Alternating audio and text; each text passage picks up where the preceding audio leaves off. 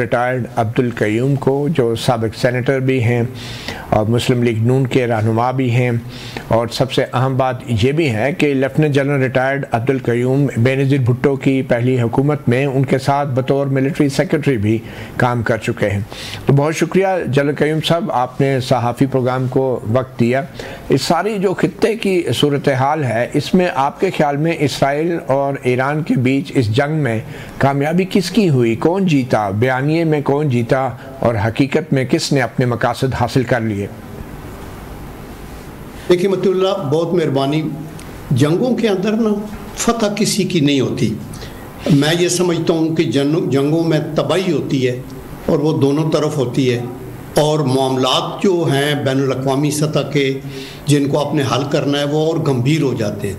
देखिए, तारीख़ इस बात की गवाह है कि माजी के अंदर जितनी जंगें हुई उनमें से किसी तरीके से भी, आप वियतनाम लें, अफ़गानिस्तान में ले लें, आप इराक़ की ले लें, आप ये वो, तो बहरहाल इसमें मॉरली ईरान तो हाई ग्राउंड के ऊपर है, बिकॉज़ इसराइल ने एग्रेशन किया।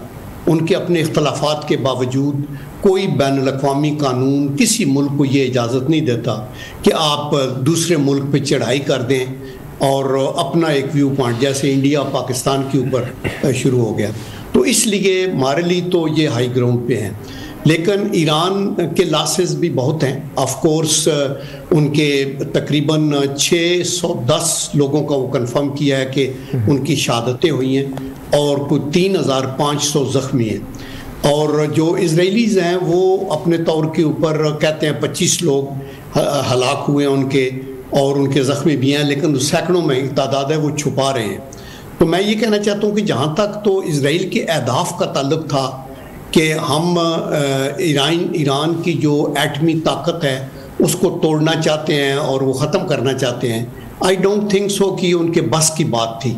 उन्होंने अपनी पूरी एफर्ट करने के बावजूद उनकी कोशिश यही थी कि ईरान रिएक्ट करेगा और बेसों पे हमला करेगा तो अमेरिका इन्वॉल्व हो जाएगा, तो अमेरिका ये करेगा। अभी अमेरिकन की शमूलियत भी बिल्कुल काबिल तारीफ़ वाक़या नहीं है, चूँकि उनको के ऊपर भी कोई बैनुल अक़वामी जो कानून है वो इस चीज़ की इजाज़त नहीं देता।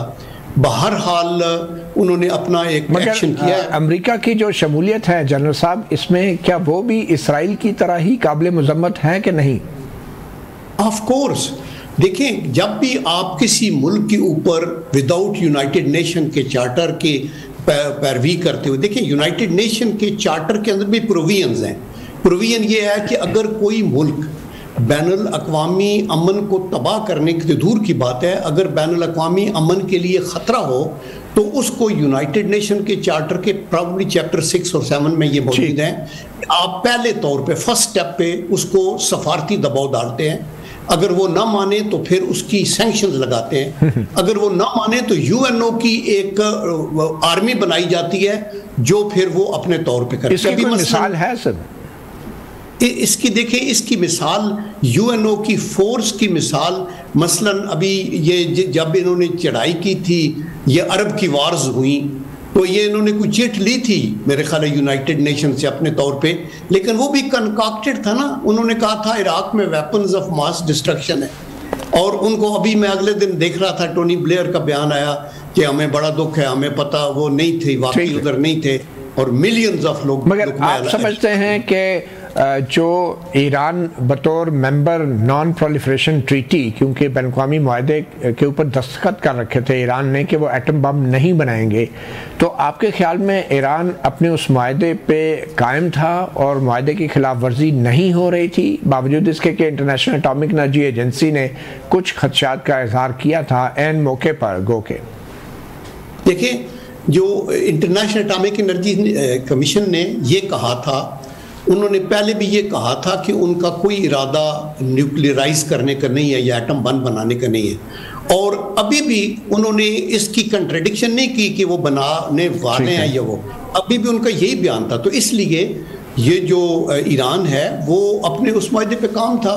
60%। अच्छा, आखिर में ये बताएं जनरल साहब, क्योंकि आप पाकिस्तान ऑर्डिनेंस फैक्ट्री वहाँ के चेयरमैन भी रहे हैं अगर मैं गलत नहीं कह रहा, तो ये जो अमेरिका ने एमुनेशन इस्तेमाल किया है ईरान की एटमी तनसीबात के ख़िलाफ़, तो क्या अमेरिका कामयाब हुआ होगा अपने उस स्पेशल एम्यूनेशन की मदद से तनसीबात जो ज़ेर ज़मीन है उनको तबाह करने में? देखिए मतीउल्लाह, ये जो डेजी कटर्स और ये बंकर बस्टर्स है ना, ये वाकई तकरीबन 60 मीटर या 200 फीट नीचे जाके मार तो ज़रूर करते हैं।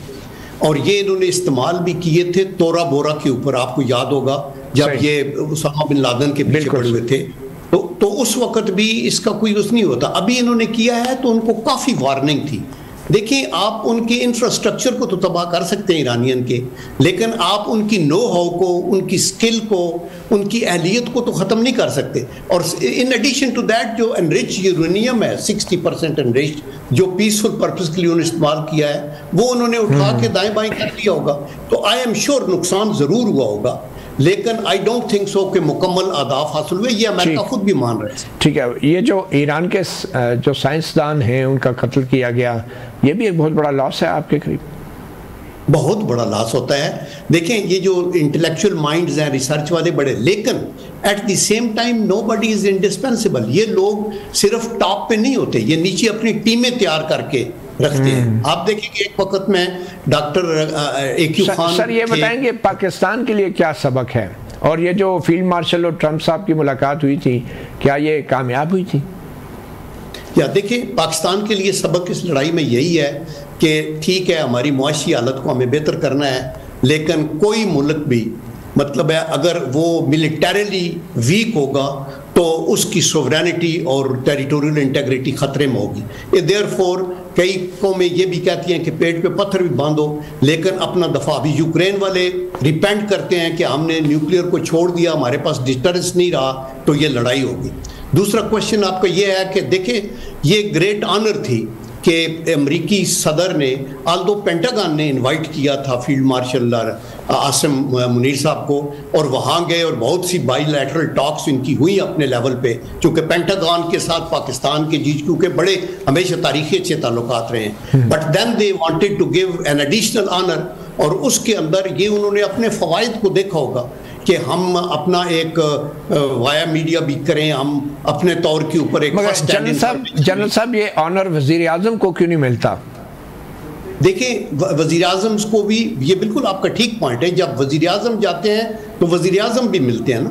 मैं, आपने जिक्र किया, मैं मिलिट्री सेक्रेटरी था, मैं वो पहले टेन्योर में नहीं था, दूसरे टेन्योर में था। तो बेनज़ीर भुट्टो साहबा के साथ हम गए थे, बिल क्लिंटन के साथ मुलाकात हुई थी, और उस वक्त ये F-16 का मसला था, और अमेरिकन एरोगेंस उस वक्त भी ये थी कि वो कहते थे ना ये जहाज़ वापस मिलेंगे, ना पैसा मिलेगा, बल्कि जिन हैंगर्स में ये जहाज़ हैं उनका किराया भी आपको देना पड़ेगा। चले, ठीक है जनरल साहब, वक्त की कमी के बायस इंशाल्लाह आपके साथ तफसीली भी सेशन होगा, आप पाकिस्तान आएँ वापस तो फिर बात होगी।